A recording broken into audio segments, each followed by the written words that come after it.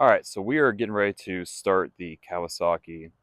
We've got the new battery in place, figured out all the wiring. All the wiring diagrams are available online.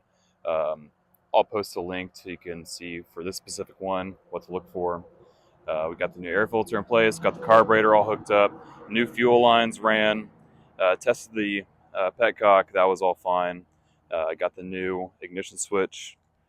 Like I said, it's something that's very overlooked. No one ever goes out and buys a new ignition switch, but you really should. Got gas in the tank, got the tank cleaned out. That sat overnight with some cleaner in it. Now we are getting ready to start. Like I said before, you always want to make sure you have a jump box because when these things try to crank, they are really going to be trying to push through and turn the motor. So you want to have as much power as possible, even if your battery's charged. Even if your battery is 100% charged, that's for like normal, everyday starting cranking. But if this thing has been sitting for a while, which like this one has, you want to make sure you have your jump box on there. So make sure this is charged, make sure your battery's charged so you're not going to mess anything up. We got the new uh, ignition down over here. So we got the new spark plug boots on, new cable. That was the problem with this one, is that this was completely disconnected inside there. So new spark plug. Got the new coil up underneath here. We're going to test it with the original CDI. This one, whenever I pulled it off and tested it, I didn't see any issues with it. It is a OEM. So if you have anything OEM, you want to make sure you try it first. But I went ahead and bought one because these things are notorious for having CDI failures. Other than that, we are pretty much good to go. And we're going to see if we have neutral light.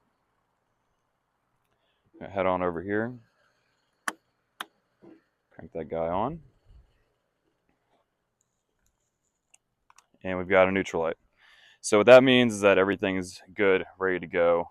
Electrically speaking, we've got power going to the ignition. We've got, there's no brakes or anything. Now, even with the kill switch here, if that's in the off position, you're still going to get a neutral light. So you just want to double check your safety switch here is off. And also, you don't want to draw power to anything else. So your headlights, if you have headlights hooked up, make sure that's on the off. Choke, I'm going to keep it choke off for right now. Just keep as little strain as possible because we're trying to cycle the motor and see if it turns over. With that being said, let's go ahead and try to start this guy up. And real quick note, if you don't have a neutral light here, if this is not lit up, check the bulb. Like just pull this thing off, it comes right off. Check the bulb, make sure the bulb's not burnt out. That has thrown me for a loop before in the past. So you want to make sure that that neutral light is on and illuminated. Now, if it's flickering, like going in and out, then what you're going to do is you're going to go behind the ATV.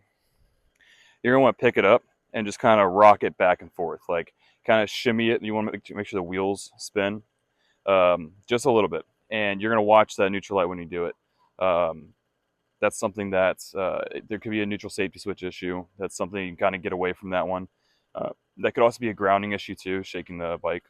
So just kind of look out for that.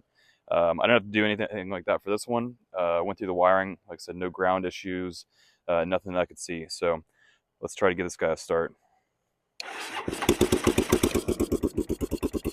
Wow, first time. Okay. That never happens. It actually sounds really good. Give a little gas.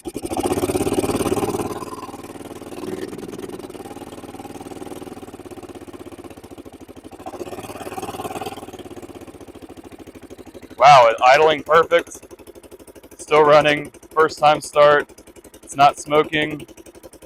This is really great. Honestly, this never really happens. Usually you go to start it and you find something's going on with it or something's locked up. Yeah, good pressure coming out the back.